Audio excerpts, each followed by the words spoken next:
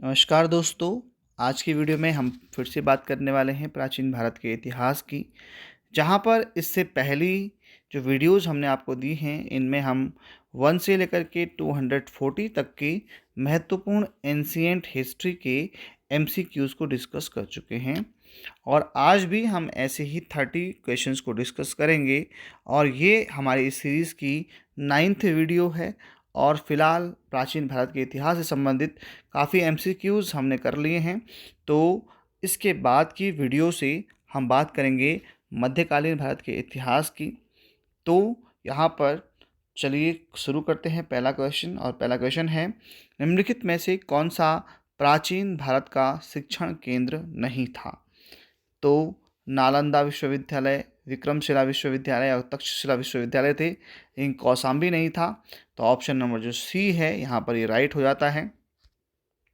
अगला प्रश्न है, नाट्य शास्त्र किसने लिखा? नाट्य शास्त्र, तो नाट्य शास्त्र के रचयिता थे भरत मुनि। तो ऑप्शन नंबर जो बी है यह सही हो जाता है। नेक्स्ट क्वेश्चन है, भीमबेटका। भीमबेटका किस चीज़ के लिए प्रसिद्ध है? भीमबेटका नामक स्थान जो है किस चीज़ के लिए प्रसिद्ध है? तो यहाँ पर भीमबेटका की जो गुफाएं हैं वहाँ पर जो है प्राचीन कालीन जो चित्रकलाएं हैं वह प्राप्त हुई हैं। तो यह गुफा चित्रकला के लिए प्रसिद्ध है भीमबेटका। तो ऑप्शन नंबर जो बी है यह राइट हो जाता है। अगला प्रश्न है, तक्षशिला विश्वविद्यालय किन दो नदियों के बीच स्थित था? तक्षशिला विश्वविद्यालय, तो ये सिंधु और झेलम नदी के बीच में स्थित है तक्षशिला विश्वविद्यालय। अगला है, भगवत गीता का पहली बार अंग्रेजी में अनुवाद किसने किया? तो भगवत गीता का सबसे पहली बार जो इंग्लिश में अनुवाद किया ये किया चार्ल्स विल्किंस ने। ऑप्शन नंबर जो बी है ये काफ़ी इंपॉर्टेंट है कि भगवत गीता का पहले जो है इंग्लिश में अनुवाद किसने किया? तो चार्ल्स विल्किंस ने। अगला प्रश्न है, दूसरा अशोक किसे कहा जाता है? तो कनिष्क को कहा जाता है दूसरा अशोक। तो ऑप्शन नंबर जो डी है यह राइट हो जाता है। अगला प्रश्न है, बाणभट्ट किसके दरबारी थे? तो बाणभट्ट जो है हर्षवर्धन के दरबारी थे। तो ऑप्शन नंबर जो ए है यह सही है।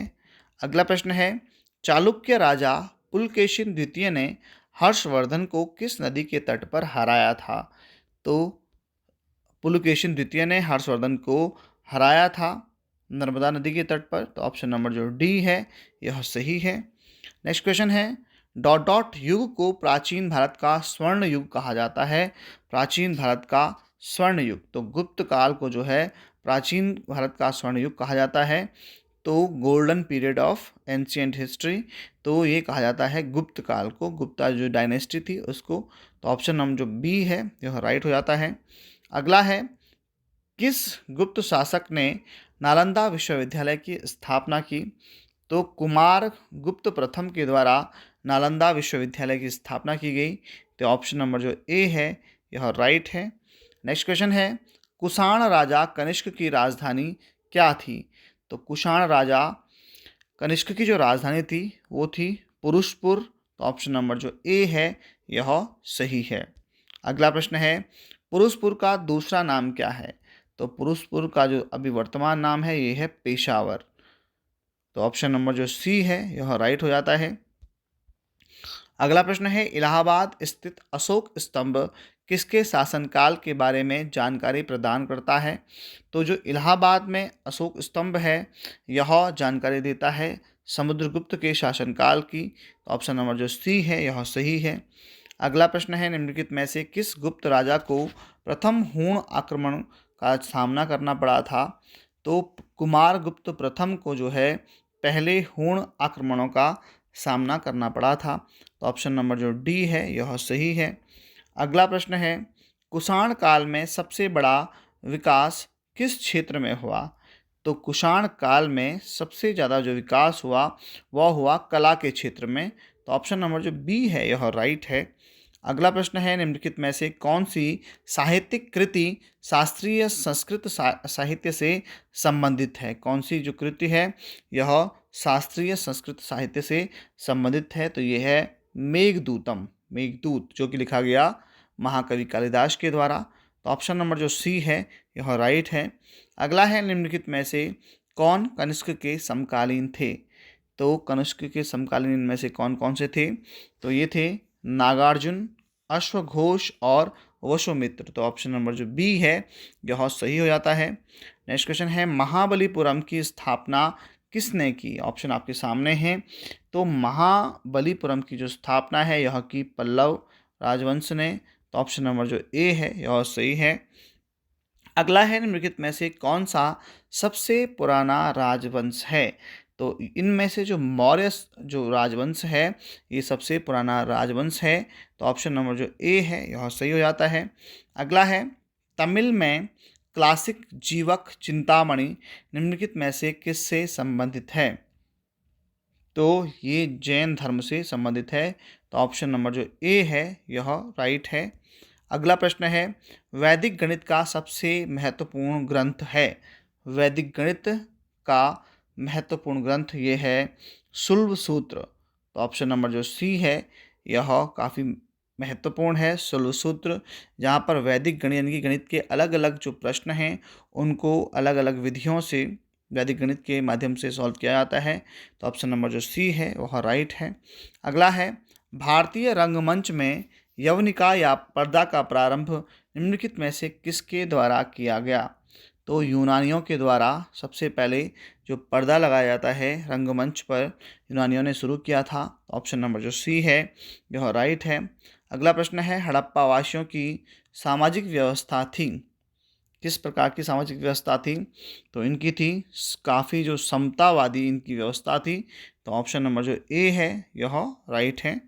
अगला है, प्रथम भारतीय शासक था जिसने अरब सागर में भारतीय नौसेना की सर्वोच्चता स्थापित की थी? तो ये था राजराज प्रथम। तो ऑप्शन नंबर जो ए है ये सही है, जिसने अरब सागर में जो है नौसेना बनाई थी। तो ऑप्शन नंबर जो ए है यह राइट है। अगला है, महावीर की माता का नाम क्या था? महावीर स्वामी की माता का नाम क्या था? तो इनका नाम था त्रिशला। तो ऑप्शन नंबर जो बी है ये सही है। अगला प्रश्न है, सिंधु घाटी सभ्यता की अनिवार्य विशेषता क्या थी? तो सिंधु घाटी सभ्यता की अनिवार्य विशेषता थी ये थी संगठित शहरी जीवन। तो शहरी थी सिंधु घाटी सभ्यता, तो संगठित शहरी जीवन जो है यहाँ की विशेषता है। तो ऑप्शन नंबर जो बी है यह सही है। नेक्स्ट क्वेश्चन है, अधिकांश चौल मंदिर किसे समर्पित थे? तो अधिकांश चौल मंदिर जो है वो शिव को समर्पित थे। तो ऑप्शन नंबर जो बी है ये सही है। अगला प्रश्न है, चौल राजा किस पर शासन कर रहे थे? तो चौल राजा जो है तमिलनाडु पर शासन कर रहे थे। तो ऑप्शन नंबर जो ए है यह सही है। अगला प्रश्न है, यह कि ऋग्वैदिक आर्य एक देहाती थे, इस तथ्य से क्या पता चलता है? तो इससे पता चलता है कि यहाँ पर ऋग्वेद में गाय के कई संदर्भ मिलते हैं। अधिकांश युद्ध गायों के लिए लड़े गए थे। पुजारियों को दिए जाने वाले उपहार में जो है गायें होती थी, न कि भूमि होती थी। जबकि गायें जो यहाँ पर आ रही हैं बार बार, तो इससे पता चलता है कि ऋग्वैदिक आर्य जो है वो देहाती थे, ग्रामीण थे। तो यहाँ पर ये सारे के सारे फैक्ट जो हैं सही हैं। तो इसलिए इसका जो आंसर है यह है डी, उपरोक्त सभी। अगला प्रश्न है, निम्नलिखित में से कौन चिकित्सक नहीं था? तो सुश्रुत, चरक, धन्वंतरी ये सभी जो है प्राचीन चिकित्सक थे, लेकिन चार्वक नहीं था। तो ऑप्शन नंबर जो सी है यह राइट हो जाता है।